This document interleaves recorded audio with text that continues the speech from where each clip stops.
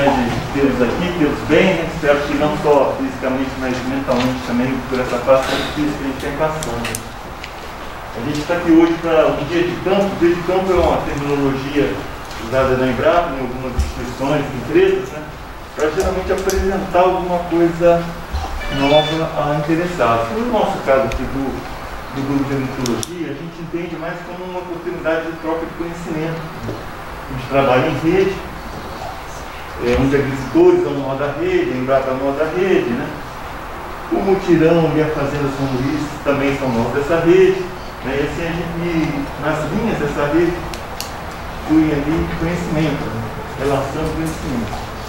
Então esse dia de campo é uma oportunidade para a gente ativar essa rede, e ela é promovida, além da Embrapa, pelo mutirão do florestal e a fazenda São Luís, que tem muito conhecimento acumulado, experiência em agrofloresta. A gente às vezes aqui na Embrapa chama Sistema Agroflorestal e às vezes abrevia, porque o nome é grande, para SAF, né? Mas SAF e agrofloresta são a mesma coisa. Bem, esse dia de campo é promovido por um projeto. Além de trabalhar em rede, a gente sempre trabalha em projeto. O projeto tem objetivos claros para serem atingidos num prazo determinado de tempo. Então, o projeto que promove esse dia de campo tem os seguintes objetivos. Um objetivo geral é tornar os SAFs mais eficientes, né, mais rentáveis. Mas falando mais claramente, já que existe alguma coisa assim no espaço curto de tempo, ele busca aumentar a eficiência do manejo da biomassa. Por que isso? Porque em trabalhos anteriores, a gente percebeu que a biomassa é muito importante no sistema e ela demanda muito tempo para os agricultores, né? SAF demanda mão de obra está cada vez mais difícil na agricultura familiar. Então, tornar a eficiência no manejo da biomassa é muito importante. O segundo tema é a eficiência no uso de água e irrigação. Por que também? Porque em vários SAFs, principalmente em regiões onde a concentração de chuva é num período, né, da nossa região, no período de verão, passa por estiagens muito prolongadas. Isso afeta a produtividade do SAF, né? Então a irrigação passa a ser importante em algumas situações e aí se preocupa em como usar a água da melhor maneira possível. Um terceiro tema desse projeto, que chama Otimiza SAF, que eu esqueci de dizer lá em cima, a gente sempre tem um apelido nos projetos, né? O projeto tem um título muito grande, então esse projeto promove o que chama Otimiza SAF. O terceiro objetivo seria diminuir o risco de dano econômico provocado por insetos, por pragas, né? Aí usando controle biológico. Os SAFs já são naturalmente mais resistentes às pragas, né? Porque ele tem uma diversidade grande, se espelha também nos insetos. E nesse caso, então, ele visa promover isso, tentar aumentar essa diversidade e tornar o SAF mais resiliente. Uma quarta objetivo muito similar ao terceiro, só que voltado para polinizadores. Então é aumentar tanto quantidade como diversidade dos polinizadores na área. E um quinto objetivo, tem mais do que objetivos, mas mais ligados a esse dia, a esse evento, é estimular a adoção dessas melhorias incrementais nos SAFs das propriedades efetivamente. Então esse dia de campo contribui um pouco para isso. Então a gente viu os objetivos do projeto e os objetivos desse evento. Compartilhar conhecimento sobre os temas que a gente viu nos outros slides, biomassa, irrigação, controle biológico, apresentar e discutir os resultados de testes e experimentos envolvidos na nossa área, que a gente chama de sítio agrobiológico, e por fim, realizar algumas práticas de manejo. Não está muito legal aí a imagem, né? Mas aqui é a área da unidade, na imagem do satélite, e a gente está aqui no auditório, certo? A gente vai ficar um período aqui, tendo algumas apresentações mais teóricas, né? Depois, quando terminar, nós vamos sair pela porta de vidro, contornar parcialmente o prédio, pegar a primeira rua até o final dela e depois pegar essa segunda rua até lá em cima, onde é o sítio agroecológico. A portão de entrada está alinhada nessa reta. Nesse prédio aqui é a cantina. A cantina é um pequeno restaurante. A gente vai almoçar aqui para concluir as atividades de campo. No final da tarde a gente vem para cá fazer uma pequena avaliação e o encerramento da atividade. A gente vai dar um zoom na área do sítio agroecológico. Aqui tem o SAF, que é o objeto principal principal do dia de campo. É um pequeno saco, né? Ele tem cerca de pouco mais de 40 metros desse lado, e aqui uns 30.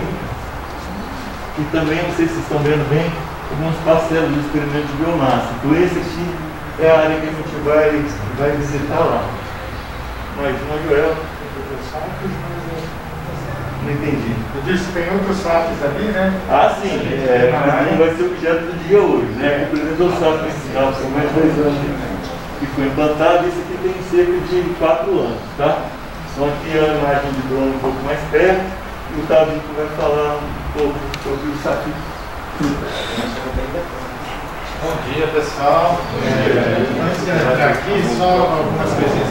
Só para complementar, então, o Marquinhos ele falou que tinha outros objetivos no projeto, e acho que tem um que é muito importante, né, Marquinhos? Inclusive, ele é o responsável, que é a parte de comercialização. A gente já vinha trabalhando em projetos anteriores isso, né, com os assentamentos, com os agricultores familiares, e a gente acha que também, para otimizar SAF, se você não conseguir escoar bem a sua produção, não conseguir agregar o valor que o SAF merece, você também compromete a atividade econômica, como qualquer sistema. Mas, em particular, na agrofloresta e na agroecologia, a gente está trabalhando justamente para diminuir impactos ambientais, diminuir uma série de danos que, de alguma maneira, às vezes precisa ser repassado por uma comercialização. É inevitável, logicamente, talvez o Rodrigo, que está aqui, os agricultores discordam, mas que você tende a ter uma produtividade por planta, por área, em alguns casos menores. Você está trabalhando com um sistema consorciado, um sistema diversificado, então a sua produção equivalente área às vezes é menor. Mas isso precisa ser compensado por um produto de maior qualidade, não só para o consumidor, com qualidade para o ambiente, para a sociedade como um todo. Então, acho que assim, a gente tem estudado muitas estratégias de comercialização, não é objeto desse de campo, por isso o Marquinhos não colocou, mas acho que é muito importante dizer que a gente vem trabalhando também nessa outra ponta, para que tudo aquilo que a gente ganhe, agregue aqui de valor ecossistêmico, a gente consiga garantir que os agricultores comercializem, no mínimo, né, em condições boas. O agricultor familiar tem dificuldade de comercializar uma agregação de valor até, às vezes, a um preço menor do que o mercado, né, pela dificuldade. E um outro componente muito importante que tem a ver com tudo isso aqui que a gente vai conversar, é que como você tem uma produção muito diversificada, e você tem sucessão, você tem estágios, chega um momento que você não vai ter mais tal produto. Então chega um momento em que você vai ter alguns produtos que talvez não tenham um mercado bem desenvolvido. Vou dar um exemplo bem claro, frutas nativas. Uvaia, jabuticaba, cereja de Rio Grande, grumichão, uma série de mirtáceas que tem maior potencial, porque são frutas boas, mas não tem estudo, não tem tempo de prateleira, não tem hábito do consumidor. Né? Algumas punks, outras espécies arbóreas, componente florestal que você tem no saco. Então o que acontece? Se a gente não pensar essa estratégia de comercialização, a gente vai começar a ter uma tendência a simplificar os sistemas, a botar só aquilo que tem mercado. Manga, abacate, não sei o que, não sei o que. Então a gente tem que estar trabalhando muito nessa parte aí, tá?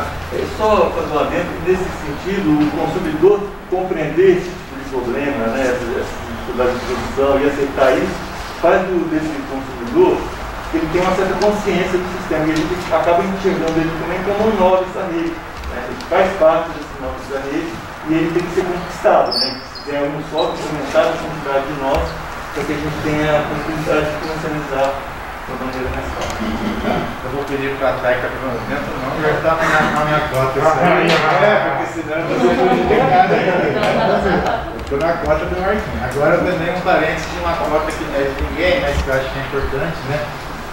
Pedir desculpas quem ficou atrás do problema técnico, o computador que vai explicar como vai ser o trabalho. Agora você começa a contar um problema. Sapo e fruta. Volta só, Vices. Não por isso. Acho que ele está em 2 etapas, tá? Tá não. Não? Puxa vida. Você está trocando muitos. Acontece. Então volta na imagem dele. Bom, esse SAF ele foi implantado em janeiro de 2018. O que é importante, acho que nele? A gente ficou muito tempo no nosso trabalho de pesquisa aqui, desde 2004, trabalhando muito com os agricultores, que é o nosso foco, né, a nossa perspectiva na agroecologia, trabalhar diretamente com a experimentação, com agricultores experimentadores, com observação participante em campo, etc, etc. Com isso a gente fez vários projetos que a gente conseguiu construir aí, né, bastante massa crítica, conhecimento sobre a realidade do que estava acontecendo e das demandas. E sentimos necessidade de começar a trazer mais experimento, aí realmente mais controlado, com parcela, com experimentação, etc., para a nossa unidade aqui. Então foi uma mudança que a gente começou ali a partir de 2018. Então esse SAF, ele não é um experimento em si.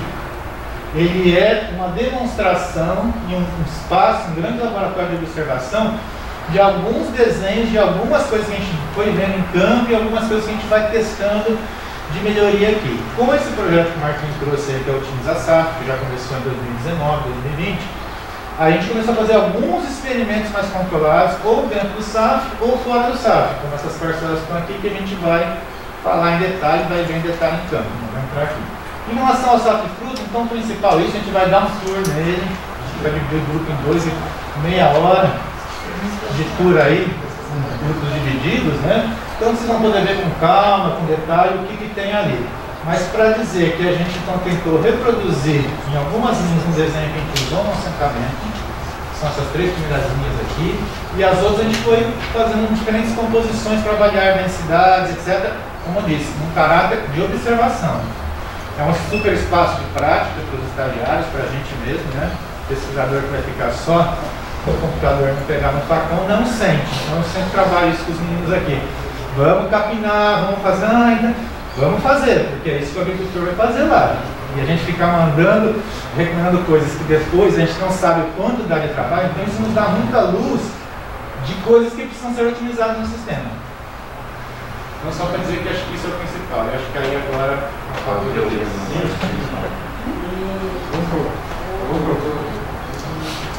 Aqui eu vou passar muito rapidinho, porque não tem tempo e eu peço desculpa por uma coluna que pediu aqui de... Será que não vou contar? Não. Tá, então assim, eu vou emendar para os frutas com o que vem pela frente aí na questão da biomassa. Pode passar um pouquinho rápido aqui. Então só assim, isso que a gente pensa em termos de SAF, né? Ele sendo um redesenho, uma inovação radical aí do processo, passando da floresta, que com todos os anos da agricultura foi, né, retirada para fazer monocultura, para fazer agricultura de plantas anuais, de plantas de ciclo curto, tirando completamente o componente florestal, que para os trópicos é fundamental. E o SAF é uma tentativa, então, de voltar a uma floresta, mas uma floresta produtiva, manejada, desenhada, pensada.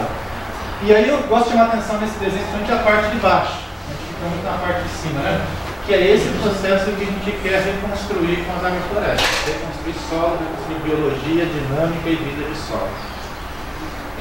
E aí, com isso, ter todos esses processos que a gente sabe já que a matéria orgânica propicia em termos de vida, de saúde do solo, etc. Isso que a gente busca dentro de uma agrofloresta, isso é chamar floresta agroecológica. Pode ir. E aí tem esse problema da matéria orgânica, né? Bom, tudo bem, a gente poda, mas como é que a gente organiza ela? Que trabalho que dá isso? A gente percebeu que isso é um super pulo do gato, né? O Rodrigo aí, não sei se você tem esse aí. Os agricultores, a Maria das Graças, o filho dela, Gé, agricultores, né? O Lama, que é agricultor também. Outros aqui são agricultores nas horas vagas, mas esses aqui são agricultores, né, 12, 14, 15 horas por dia. A gente sabe que quando a gente faz planta para ter biomassa, faz a poda, mais trabalho, e às vezes não consegue organizar bem, porque uma das coisas que dá mais trabalho é organizar essa biomassa no lugar que ela deve estar, na forma que ela deve estar. Com isso a gente perde o ouro. Assim, fala os meninos, pô, estamos jogando ouro fora, porque a gente fez, podou, plantou, conduziu, mas na hora que vai organizar, não dá aquele capricho. E isso dá muito trabalho, porque dificilmente tem uma máquina que faça isso bem. Pode seguir. Tá, então essa montou, pode seguir. Pode seguir. Então aqui é só um pouco para mostrar as possibilidades que a gente tem de uso de biomassa conciliando com a produção econômica. Então, só produzir biomassa, como a gente vai ver lá, só capim não basta, só capim, então a gente não tem renda para o agricultor nos primeiros anos do SAF, que é fundamental para a gente para o agricultor familiar. Pode seguir. Então, alguns exemplos de conciliar a entrelinha com produção de né? Produção econômica com a biomassa. Pode seguir. Né? Horta, culturas anuais. E aqui então, só para deixar claro os problemas de você não ter. Aqui é um agricultor, lá no assentamento CPF Araju, que fez a irrigação nas linhas. O slide está muito ruim, né? A imagem está muito clara. Mas ele botou irrigação e não botou cobertura morta. Então esse verdinho que vocês estão vendo aqui é mato mesmo. É espontâneas que não são legais para a condição do sistema. Por quê? E a rua descoberta. Então essa situação que a gente tem que evitar, quer dizer, a entrelinha totalmente descoberta, a linha sem cobertura morta que viria daqui e com irrigação trazendo problema adicional. Você tem todo um trabalho com essas espontâneas que estão saindo aqui. E além do uso ineficiente da água, como a gente vai falar da importância da cobertura morta. E aqui outros exemplos que tem, mas não tem totalmente, tem muito solo exposto ainda. Né? Aqui é mais um contraste, né? Uma área com boa cobertura morta, uma área com cobertura verde, mas muitos espaços de solo exposto. Bom, aqui são coisas que a gente vai ver lá no campo. Então, em relação à questão de possibilidade de trazer uma matéria orgânica de fora, de produzir internamente e dos benefícios que isso pode trazer ou não. Eu paro por aqui para não comprometer o tempo e a gente vai voltar depois para falar um pouco de outra área aí. Quem é o próximo? Quem aqui vai ser. É o Léo agora.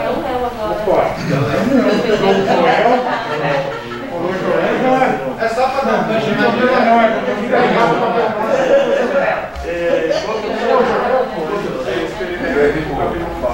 Presidente Bomassa, que lá da direita lá. Isso. Bom, gente, bom dia. Bom dia, Leonardo. Eu faço biologia lá no Unicamp, mas eu estou fazendo iniciação científica aqui com o Luiz Otávio. Esse aqui chegou agora, aí na hora. Eu faço experimento na frente de biomassa, né, do projeto Atimiza Safra, e ele está sendo feito com o capim mombasa. O nosso objetivo nesse experimento é avaliar 3 tipos de cortes de 3 máquinas diferentes e o seu efeito no perfilhamento, na reprodução e também na produção de biomassa dele. Pode passar. Daqui é uma imagem que já foi mostrada, né, só para colocar para vocês que o experimento depois lá no sítio vai ficar mais claro. Ele fica aqui no fundo, é uns parcelões assim. Pode passar. Esse daqui é o nosso desenho experimental, então lá tem 6 blocos e cada bloco tem 3 parcelas. E cada parcela tem um tratamento. O tratamento é 3 máquinas diferentes. Né? Então, o tratamento é a roçadeira postal, a mini colhedora de grãos e a roçadeira de trator. Depois eu vou mostrar mais pra frente. Só me permite uma coisinha? Eu sei que aqui, né, estudantes, agricultores, técnicos, mas que não trabalham diretamente com pesquisa. Então, só eu pedi para o Léo assim, mostrar esse desenho, porque a gente quer também no campo mostrar as dificuldades de se fazer pesquisa em sistemas diversificados e complexos como o SAPS. Para você ter uma confiança estatística, científica, e não só para atender todas as exigências da academia e das revistas, mas porque a gente sabe que o olho engana, que a observação, assim, sabe, que a gente faz, às vezes engana, a gente vê um fenômeno acontecer e acha que aquilo pode ser generalizado. Ah, deu certo isso, aí você reproduz, não deu bem certo. Já vi acontecer muito com o agricultor fala com você agora uma coisa, olha, eu estou observando isso. Você toma como verdade, dali 1 ano, 2 anos, ele fala, olha, não deu certo, não era bem assim. Então, tem essa coisa das repetições. Você tem que fazer a mesma coisa 4, 5 vezes, em áreas diferentes, com sorteio, com análise estatística posterior, com medição chatinha, coletar, pesar, milimetrar, porque senão o olho engana. Né? Então a gente está nesse processo e sabe por que é difícil. Porque se a gente quer saber exatamente só o efeito das máquinas, eu tenho que isolar todos os outros fatores. Sombra, luz, terreno, declive, senão, né, eu tenho que assim, vamos imaginar que é assim, sabe, para ficar bem didático. Eu tenho uma corrida que eu quero ver quem é mais veloz. Todos têm que correr com o mesmo tênis, com a mesma roupa e no mesmo piso. Se um correr na areia, outro correr na lama, outro... não vai dar para saber. Então eu tenho que dar condições iguais para todo mundo para só saber quem é o mais veloz. Então aqui a gente quer saber qual máquina é melhor para o corte, por exemplo. a gente tem que isolar todos os fatores. Isso não é fácil, vocês vão ver, a gente vai comentar um pouco aí. Tá? Só para explicar o porquê dessa história de desenho, tratamento, repetição. Eu posso passar? Oi? Passa? Pode passar. Aqui eu trouxe essa figura ilustrando a morfologia do capim, né? O capim mombasa ele tem ápice cespitoso, então tipo, ele vai emitindo suas hastes de forma que vai formar uma plasteira no final. E aqui eu aponto duas estruturas bem importantes para o nosso experimento, que é o meristema apical e a gema maxilar. O meristema apical ele permite que o capim ele continue rebrotando a partir do corte dele ali. Já o gema maxilar, ele vai emitir novas hastes, que a gente chama de perfil. Então aqui a gente ilustra um corte menos severo, que mantém essas duas estruturas, né? E aqui em B é um corte mais severo que já tirou o meristema apical da planta. Então, naquele cenário, a planta ela já não vai conseguir mais rebrotar a partir do corte.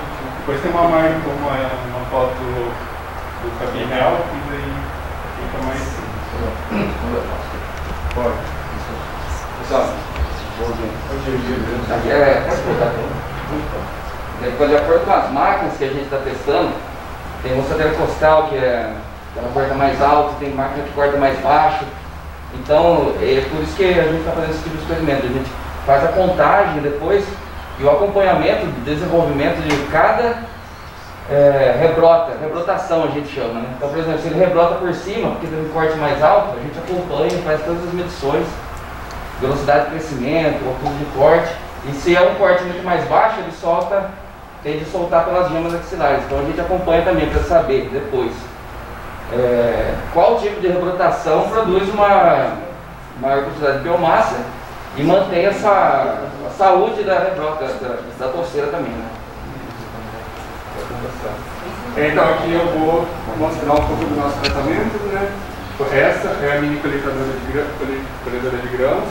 Então ela varia bastante na altura de corte dele, porque ele não tem uma barra que fica fixa. Então depende muito do operador da máquina. Pode passar. Essa é a roçadeira rotativa acoplada no trator.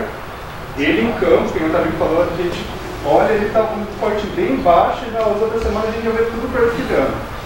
E ele vai cortar mais baixo e deixa esses fiapos também nos capins. Essa é a roçadeira costal. Ela visivelmente também ela é mais alta, o corte, né? Ela é operada mais alta. Pode passar. E aqui é aquela imagem da morfologia, mas uma imagem real, né? Tipo, em azul, está ela rebrotando a partir do corte, então ela manteve o meristema apical. E em vermelho está os perfis saindo da gema maxilar. Aqui está uma ficha de campo, né? Então entra naquela questão de ter bastante repetições. Então aquele retângulo é uma parcela e a gente sorteia 3 pontos, né, para a gente tirar uma amostra. Então no final de um ciclo de corte a gente tem 54 amostras, então é bastante coisa. E fora isso a gente também pega os outros dados, né? Como espontânea, se tem dano por formiga ou não, se tem reboleira, enfim. Bom, depois de sortear a gente vai para campo, né? Pega um quadradão de 1 por 1, tira 3/4 dele, deixa 1/4 para tirar separado de capim, né? Porque mais para frente eu vou mostrar que a gente faz um monitoramento só de 1/4. Então a gente amarra essa produção de biomassa com o nosso monitoramento. Então depois daí a gente tira, coloca no saco, leva para pesar e depois de algumas semanas a gente faz o monitoramento. Aqui é aquele 1/4 que fica, né? Depois a gente vai monitorar, identificar perfis, rebrotas, e outras medições. Então, outros dados que a gente tira também desse experimento é a velocidade de crescimento do capim, a resistência, a penetração do solo, depois que o experimento acaba, né, para ver o impacto das máquinas ali. E a gente também tira tempo de máquina, que ela está trabalhando ali, combustível gasto e tempo de amontoa, porque daí a gente tem uma análise mais financeira também desse processo. Bom, a gente acaba de analisar 2 ciclos de corte e a gente viu que os tipos de máquina e a função da altura, ele está influenciando no perfilhamento em maior grau e em menor grau na representação. Porém, a gente também não conseguiu ter dados significativos que essa altura de corte ela vai influenciar na produção de matéria seca. Então, a gente não conseguiu ter esses dados para falar assim, realmente a altura de corte está influenciando na produção de biomassa. Bom, mais ou menos isso, acho que vai ter uma noção melhor quando a gente for para o sítio, e aí a gente conversa melhor. Só para aproveitar uma coisinha aqui, então, tanto esse resultado como os outros que o João vai apresentar e que a gente vai comentar em campo, são todos resultados parciais. A gente está fazendo um dia de campo no meio de um projeto, tá? Então só para vocês tomarem um certo cuidado aí, né? A gente falou, bom, apresenta dado ou não apresenta? Acho que não é interessante apresentar para discutir, mas pessoalmente sem cuidado. Por isso que a gente não vai colocar muito categoricamente nada assim. Porque a gente ainda está em análise, o processo ainda está em andamento, a gente precisa de mais coletas, mas isso que o Léo falou é o que a gente conseguiu ver. E até que bate com alguns outros trabalhos. No caso do Mombasa, ele que a altura de corte em si acaba na biomassa, talvez porque ele faça uma compensação. Quer dizer, se ele tem mais luz, porque corta mais baixo, vem mais perfil. Se ele corta mais alto, tem menos luz, ele estimula. E a gente acha que no começo impressiona, parece que aquele que dá a bloqueação por cima com a passadeira postal vai produzir mais. Chega no final, a gente viu que assim, não é que mudou a diferença, tá? É a programa estatística, o Luciano me corrige aí. Deu números maiores para algumas máquinas. Mas na análise estatística tem a tal do não é significativo. Eu ainda tenho muita briga com isso, tá? Mas enfim, esse é o que aconteceu ali. Agora o experimento da biomassa da L2, né? Eu Já? já vi o caminho lá. É só o arquivo. Vai sim, não, L2 está chato. Não, aqui, ó. Não é esse não. A gente vai ver em campo e o objetivo daqui de trazer a foto, nesse caso, não são dados como vai ser o do seguinte jogo, que está bem rico de dados para o experimento. Aqui é mais porque a gente vai trabalhar nessa área da tarde, em termos práticos de manejo, onde a gente escolheu para trabalhar manejo. É um super campo de observação e tem a ver então com uma das linhas onde está o experimento, o João vai comentar, que é a linha 2. É uma linha que a gente fez bem diferente das outras. A gente fez só 3 espécies de produção econômica, é um desenho mais simplificado. É sempre na mesma sequência, um limão Tahiti, um limão cravo, que são 2 estratos médios, e um estrato alto, que é a manga, uma espada vermelha.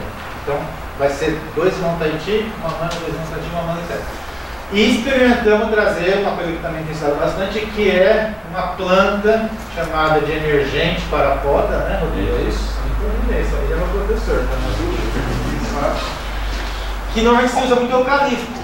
E nada contra aquele preconceito com o eucalipto, não. A gente pensou, pô, tem algumas nativas que talvez possam fazer esse papel. E a gente observou muito butano na prática e falou, vamos testar butano? Então, a gente botou algumas plantas de eucalipto, tem 2 sequências, 8 eucalipto, 8 mutando de muda e 8 mutando de semente. Depois 8 eucalipto, 8 mutando de muda, 8 de semente.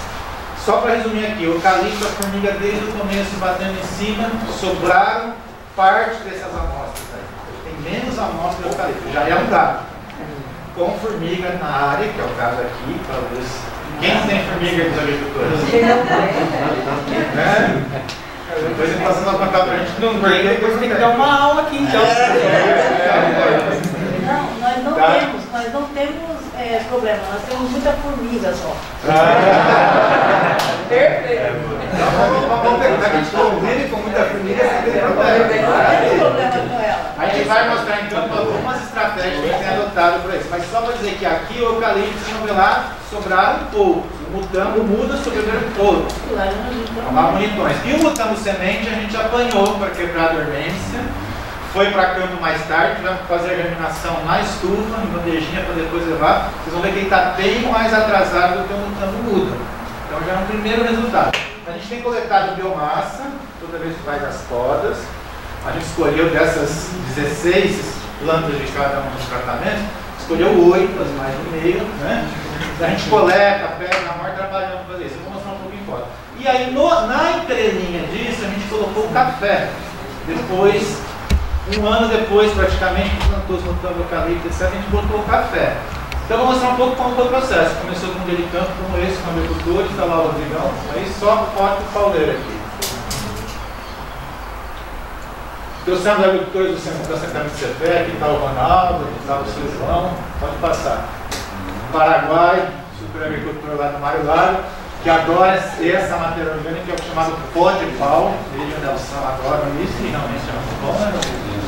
Que é aquela poda triturada que as prefeituras muitas vezes fazem, a CPFL, as companhias de energia fazem, porque é um resíduo. Então é um resíduo que vai ir para um aterro sanitário, vai poluir, dá super para usar, então a gente sabe como é que foi usado aí. Quer falar um pouco como é que foi esse plantio aí, Rodrigo? Aí eu acho que a área exatamente do centro, né? Tem só uma linha de café no centro. Então foi praticamente um berço sem matéria orgânica, sem nada, exatamente imitando as condições de campo de agricultores, né? Pode seguir. Só para aproveitar essa foto, volta um pouquinho só. A outra. Essa aqui que ele está é a tal da linha 2.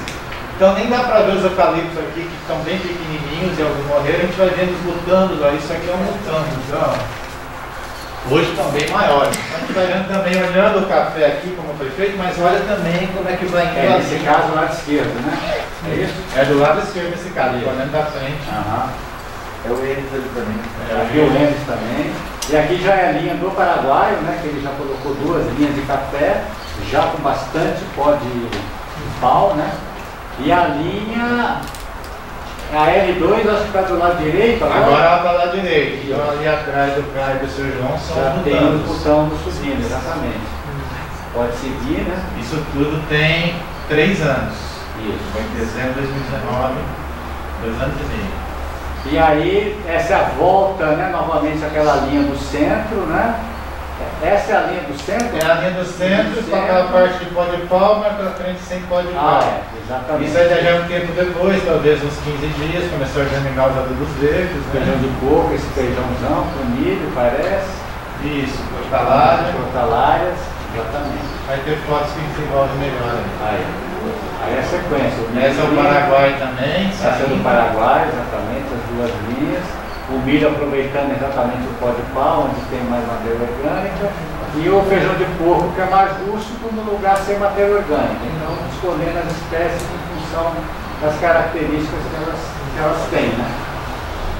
Isso aqui, Rodrigo, é só para dar o detalhe então dessa densidade. A gente vai ver como é que isso vai crescendo. Café, do lado dele um feijão de porco, uma mandioca para criar, café, feijão de porco e café. O Paraguai escolheu fazer assim. Na outra parte a gente botou o café, mandioca coladinha mesmo e depois o feijão de porco.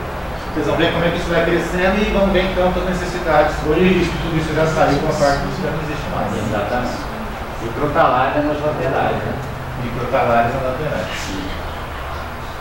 Então sempre a gente fala, tem que ter comida para o agricultor, mas tem que ter comida para a terra, né? Então a biomassa é um pouco essa comida para a terra. É a mesma imagem, então já um pouquinho depois as plantas crescendo, tanto na linha, né, como nas laterais com os adubos verdes, as crotalárias. Depois de uma tempestade. A mandioca já apontando, né? Aí já uma foto um pouquinho depois da tempestade, né? Com certeza. Mandioca de um lado, feijão do porco do outro, massa para o pau. Pode seguir, né? Então essas são várias etapas aí, evoluindo, mas para vocês terem uma ideia de uma implantação de um café E do ciclo de cada E aí, planta, vamos vendo aqui, ó, tá vendo desse lado esquerdo, são os botandinhos ali aparecendo ali, né? Os pauzinhos mais retos são botando. Já tempo depois, então a gente vê já o milho já contando mais, o feijão de porco, aí começa a ter que fazer um manevinho de tirar o feijão de porco um pouco mais certo, do lado direito botando o eucalipto. Aí tá vendo, o feijão de porco já protegendo, mas não podemos deixar ele abafar muito. Qual é o ponto, Rodrigo? Agora é um ponto bom para fazer uma poda do feijão de porco, né? Para deixar a mandioca poder subir, né? Então agora é um ponto bom. Agora na foto você está dizendo, né? Não hoje do dia. Não, hoje. Da foto. Tem uma batata doce fazendo no chão, né? Parece que é um açafrão. Batata doce já tinha na área, fez saindo sozinho. Aí já um estágio um pouco mais pra frente, os meninos coletando material e podando aí, botando os eucaliptos. Essas árvores aí. E lembrando das bananas que estão junto com as mangueiras e exatamente, tem banana aí, produzindo, biomassa. Agora o milho já na fase que já vai florir, né? Vem cá. Aí só queria chamar a atenção na foto seguinte, isso aqui é a crotalária junça, todo mundo conhece ela? Ela fica grandona. É a hipercalça? Volta. Isso. Essa aqui é a junça. Esse cabo está que é a mais baixinha, tá? A foto seguinte vai mostrar uma coisa que a gente começou a descobrir na crotalária junça. Ela aceita a poda. Porque se deixar a ela fica um bicho enorme, vai sombrear tudo, vai dominar e vai terminar o ciclo dela mais rápido. A gente tem podado ela tem rebrotado e com isso prolonga o tempo dela no sistema, rejuvenesce, dá mais biomassa, ou pelo menos dá biomassa para a gente, evita ela florescer e aí entrar em senescência ou em morte progressiva, né? Então aí tá vendo? A gente podou ela. O trabalho de podar ela, aí a meio metro, 80 centímetros, ela aceita e rebrota bem na época de verão. E esses mutambos estão com que idade agora?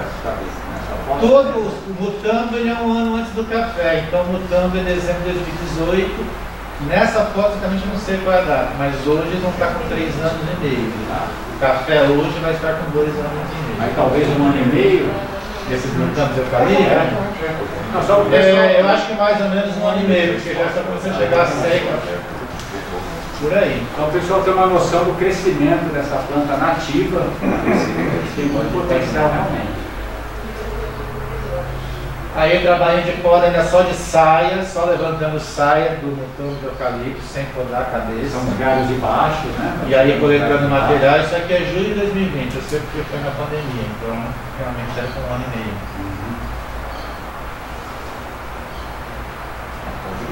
Pode ir.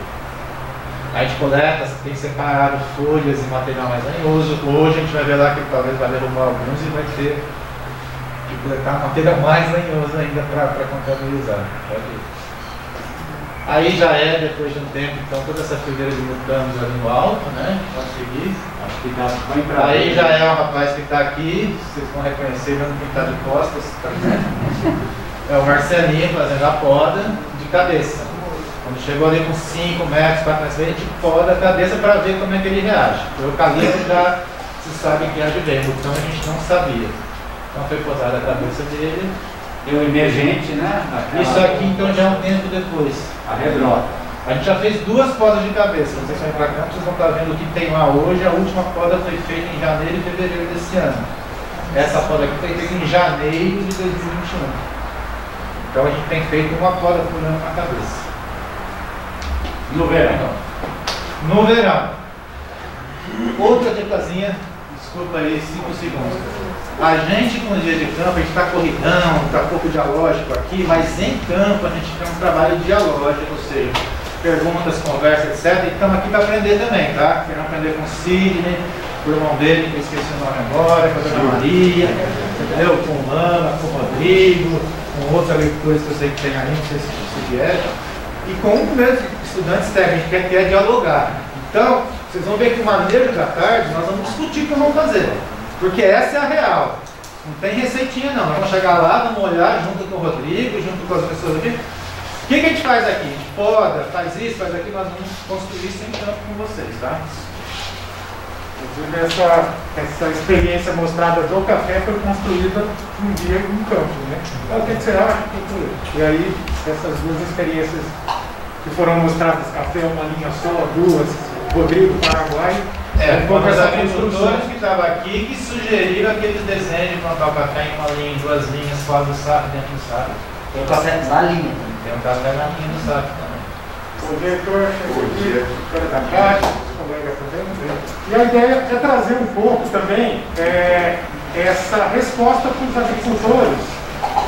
Quando o Marquinhos falou, a gente foi lá e conversou com eles quais são as principais dificuldades. Então, além das MOs, que a gente chama matéria orgânica e mão de obra, a água também foi um fator aí de preocupação, a disponibilidade de água, a utilização da água para os cultivos. E o sistema agroflorestal, já no olhar de alguns agricultores, era uma das alternativas. Eles entendem que nesse sistema, aparentemente, essa observação, essa percepção do agricultor mostra um pouco que esses sistemas podem conservar melhor a água das culturas que estão ali. E aí, mas só para dar uma ideia, a gente falou aí do sistema agroflorestal, um modelo dos agricultores, então a gente tem uma linha de árvores de produção para o agricultor se alimentar, são frutas. E a gente tem linhas alternadas que é só produção de espécies nativas para se podar para alimentar o solo. Então, alimento para o agricultor, alimento para o solo. Na mesma linha de raciocínio, a gente tem entrelinha que tem produção para alimentar o solo e algumas entrelinhas, como é o caso de uma entrelinha que a gente tem hortaliças, que vocês vão ver lá, e temos também a linha, as entrelinhas de café, mandioca, culturas anuais que são para alimentação do agricultor ou geração de renda para ele. E dentro desse combinado, a banana entra como uma espécie que a gente vê muito potencial. Primeiro porque produz biomassa, segundo porque produz alimento de forma rápida. Isso é um retorno para o agricultor, que muitas vezes as frutas demoram a produzir. Então, a banana é um dos carros-chefes desse sistema. E as hortaliças, a gente tem visto o grande potencial delas.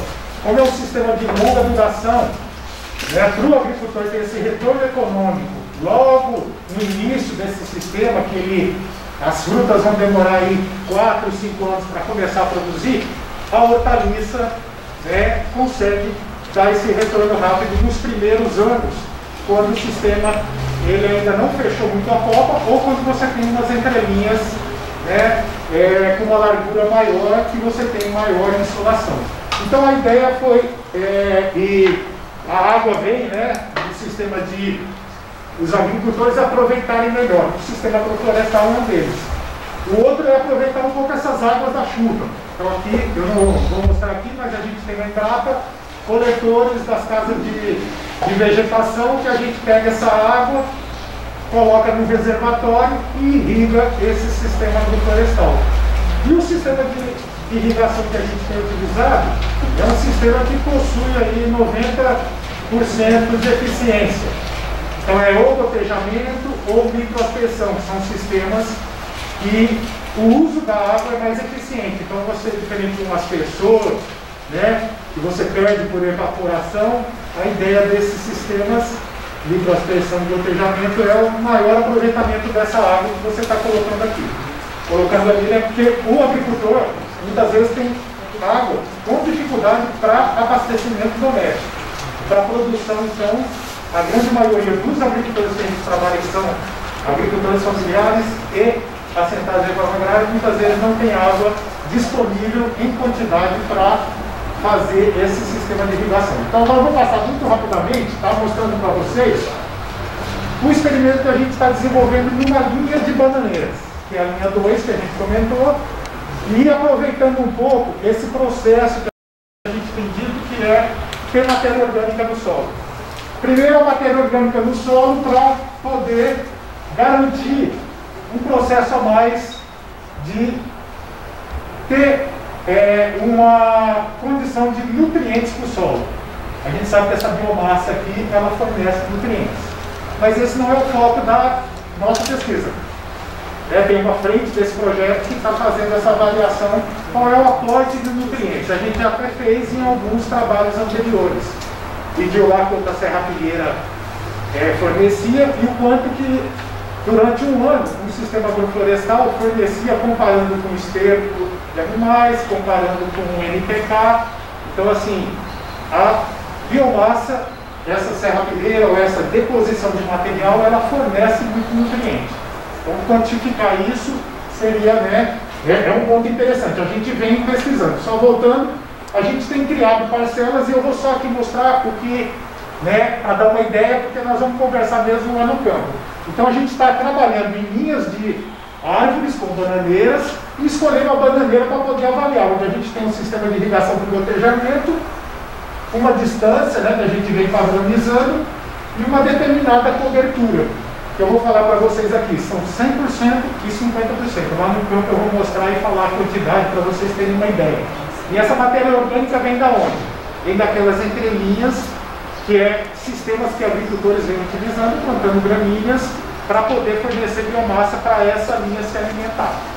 Linhas de frutas. Então pode passar, e aí a gente tem bananeiras de tamanhos diferentes, mas todas elas, as 8, da mesma variedade, né? E aí a gente tem os blocos em função desse padrão de bananeira. Então, e também estabelecemos para cada bloco, então, em função do jeitão delas, que elas são mais próximas, cada um desses blocos vai ter 100% e 50%, que vocês vão ver lá no campo o que é esse 100% e 50%. Pode passar. E aí a gente usa alguns equipamentos e a gente tem feito medidas de umidade no perfil do solo em 6 diferentes profundidades, 10, 20, 30, 40, 60 centímetros e 1 metro.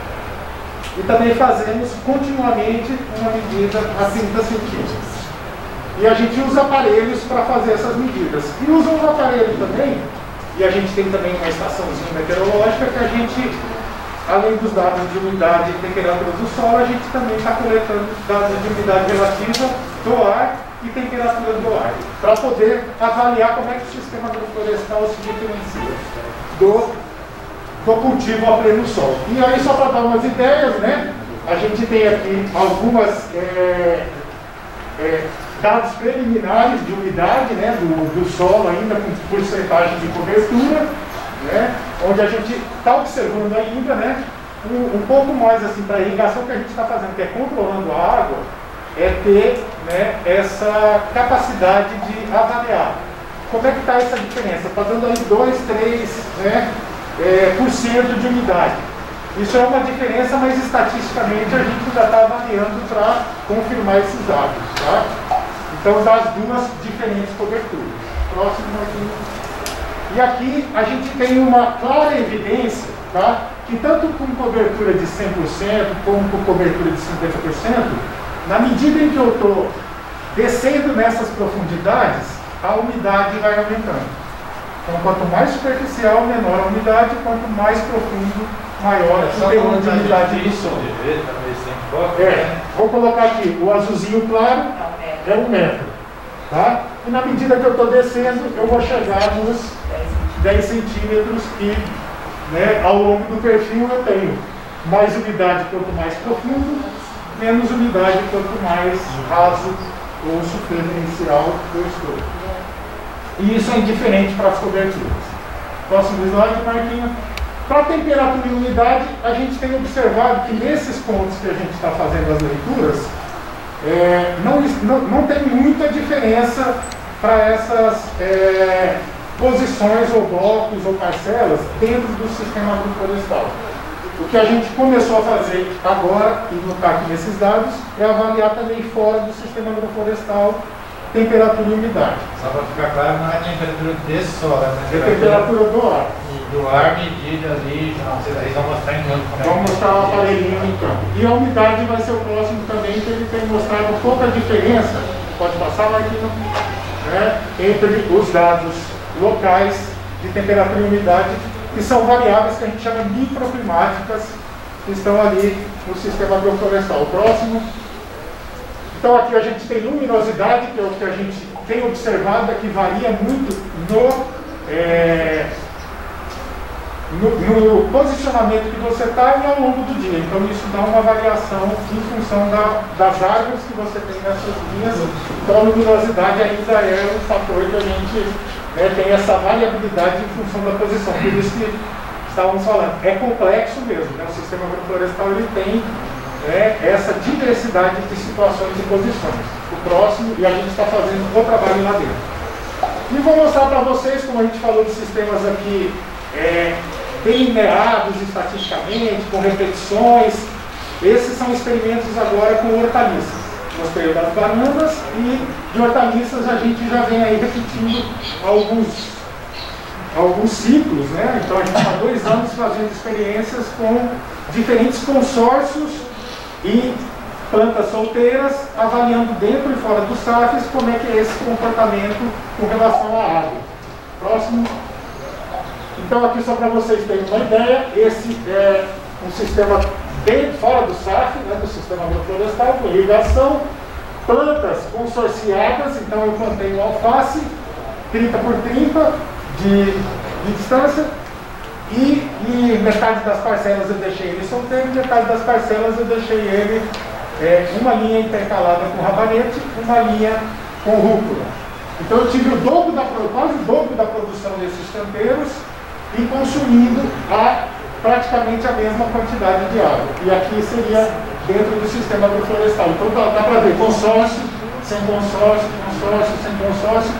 E a gente procurou avaliar a produtividade e o consumo de água. Mantendo a mesma irrigação, a gente conseguiu produzir o alface, que saiu com 30 dias depois, e a rúcula e o rabanete com 15 dias, saindo antes, deu tempo para o alface se desenvolver e não comprometeu a produtividade, e a gente utilizou a mesma quantidade de água. Então, seguindo nesse raciocínio, esse consórcio de espécies, quando bem combinado, assim como os sistemas agroflorestais, eles aproveitam melhor os recursos, principalmente a água, né? E aproveitam também a mão de obra, os insumos que foram utilizados para aquela cultura, e aí a gente conseguiu, pelo menos evidenciar. E o resultado que surpreendeu, isso na estatística também, é que essa combinação, esse consórcio foi mais positivo dentro do sistema agroflorestal para a produção de massa de alface. O alface muitas vezes é comercializado por peso ou por pé. Dando sequência, só para mostrar para vocês, pode passar, Marquinhos. Já estou terminando. Esses gráficos eu tinha tirado, Marquinhos, mas vamos lá. Pode passar. Vou passar rapidinho que eu mostro um tempo, pode passar. Acho que voltou a anterior, né? E aqui a gente também repetiu o mesmo experimento, só que agora utilizando cenoura, salsinha e cebolinha, e mudando um pouco a lógica. Não era consórcio, tudo estava plantado consorciado. O que a gente mudou foi a cobertura do solo. E a cobertura do solo aqui a gente utilizou uma cobertura que o David comentou, que é o pó de pau, da Prefeitura de Aguariúna, que é esse material picado. Então a gente mediu essa quantidade por metro quadrado e foi colocando nos canteiros, plantou nas 2 condições e avaliou. Pode ser próximo. E aí a gente observou que com cobertura do solo, o teor de umidade do solo estava praticamente ao longo de todo o ciclo da cultura maior do que sem a cobertura do solo. Então a cobertura do solo segura realmente a umidade do solo mais do que o solo descoberto. A evapotranspiração aí, a evaporação está funcionando. O próximo, Marcos, pode passar. Os dados eu vou deixar para mostrar, pode passar. E aí o Valdemar está aí.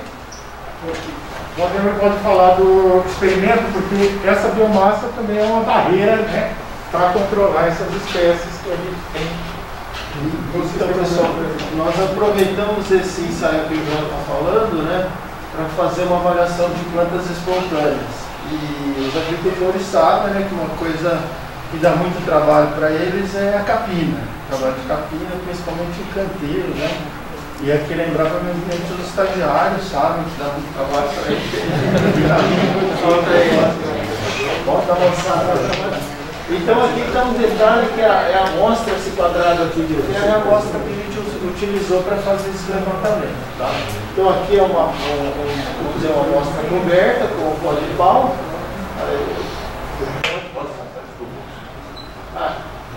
Não tinha uma imagem sem o coberto? Eu acho que essa foi mas tinha uma imagem da amostra também sem cobertura do sol. Pode seguir. Aí, então essa é uma imagem que dá pra gente ver a parte do canteiro que está coberta, né? E a parte descoberta. Então visualmente é possível ver que realmente esse controle é bastante importante, né? Então a gente sabe, cobriu, vai ter menos espontâneos, né? Mas aí a gente buscou fazer isso da forma como o Tabico falou, de forma experimental, fazendo as repetições, tudo certinho, né? Nos vários canteiros, dentro e fora do SAF, tá? Era um experimento que foi realizado, que o João falou. Então aí a gente viu que essas duas colunas aqui são dentro do SAF, né? Aqui o azul é sem cobertura e o laranja sem uma pólvora com cobertura. Então dá para ver pelo tamanho das torres aqui o quanto que reduziu mesmo a incidência das espontâneas, né? Isso tanto dentro como fora do SAF, né? Só que fora do SAF dá para ver a torre maior ter uma incidência maior de espontâneas, né? Possivelmente pela disponibilidade de luz no sistema. Pode passar? Aí a gente fez a massa seca dessas espontâneas, né? No sentido de que assim, nem sempre o número de espécies é representativo. Então, às vezes você tem que volume que é esse, né? Então a lógica se manteve, né? Com a biomassa exatamente igual. Pode passar. E aqui inverteu, né? A gente. O gráfico fica ficando lá, não, mas não. Aqui dá para ver também as duas torres ali. Agora já estou falando do tempo de capina. Quanto tempo a gente deu hoje? Foi lá e cronometrou para ver o que significa isso em termos de redução de trabalho, né? Então aí a gente viu que também a lógica é a mesma, é igual, né? Também não podia ser muito diferente, mas a gente vê que aqui, assim, meio que traduzindo assim, a gente observou pelos dados que é mais ou menos 6 vezes menor o trabalho que você teria para fazer a capina nos canteiros cobertos do que nos canteiros sem cobertura, tá? Então, se você tivesse ali, vamos dizer assim, 20 canteiros para limpar, e você demoraria 6 horas, né? Se ele fosse coberto, você faria o trabalho com 1 hora. E assim, a gente até precisaria estudar melhor isso, mas eu acho que todas as plantas têm um nível de convivência com as espontâneas, né? Você tem um nível de dano, até que isso é muito pesquisado, né? Então é até possível saber em que período, o período crítico de competição que as culturas têm. Então talvez você não precisasse nem fazer cobertura, porque a gente, de tão poucas espécies, fazer o controle, né? De tão poucas espécies que a gente via que estavam no canteiro.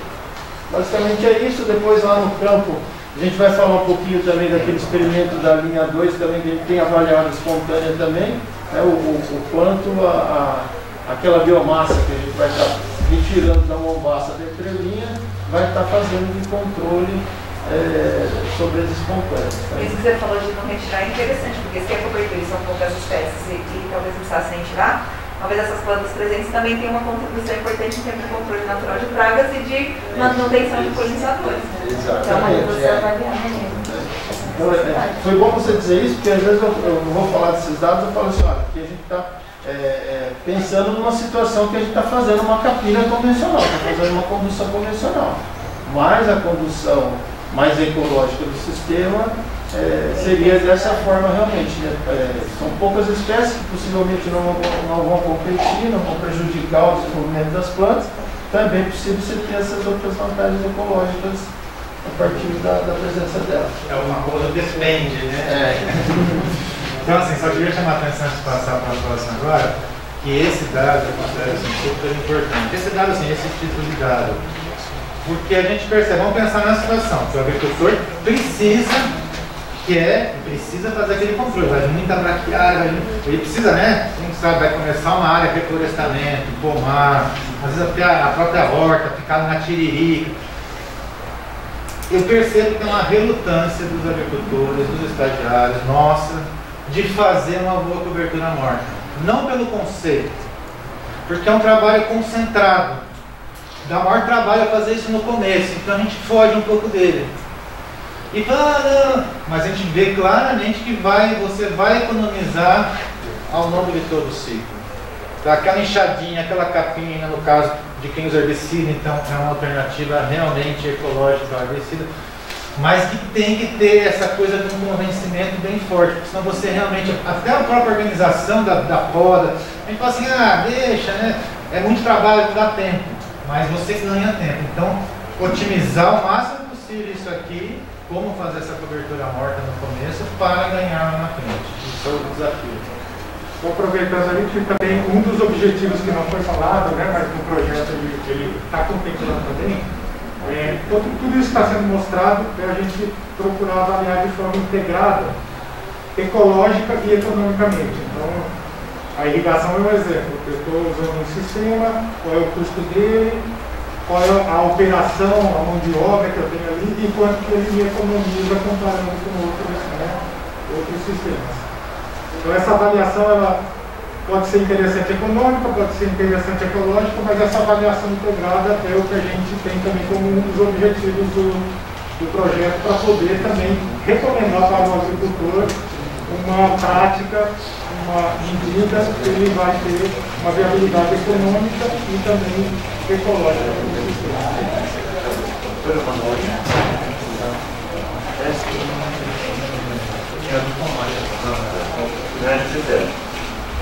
Enquanto vai apresentar agora, a gente já trabalhou com alface, né, como eu mostrei, cenoura, consorciadas, e agora a gente está trabalhando com tomate, inspirado também aí no Sidney, que produziu tomates, né? A gente saiu de lá naquela ocasião e implantamos aqui, vocês vão ter a oportunidade de ver, mas eles vão estar falando. Bom dia pessoal, eu sou o Marcelo, estudante de agronomia da FAI e estou aqui como estagiário e bolsista do programa Otimiza SAF. Bom, a nossa pesquisa é a avaliação da estratégia Push and Pull para o controle biológico de pragas do tomate, né? Então o objetivo é favorecer o controle biológico natural, conservativo, de pragas em tomateiros cultivados dentro de SAF, né, Sistema Agroflorestais, através do manejo de plantas que são consorciadas ali junto com o tomate. Pode passar. Essa é uma visão geral aí de onde está localizado os experimentos. Aí aqui dentro do SAF e aqui o mesmo experimento, só que fora do SAF.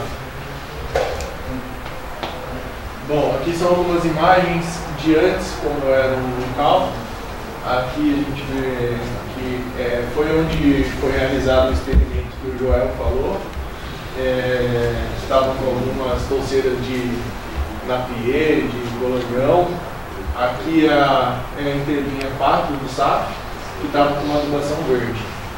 Então, as áreas foram preparadas, foi utilizado o trator com um implemento de Nutriton para retirar essa cobertura vegetal e depois passado o subsolador.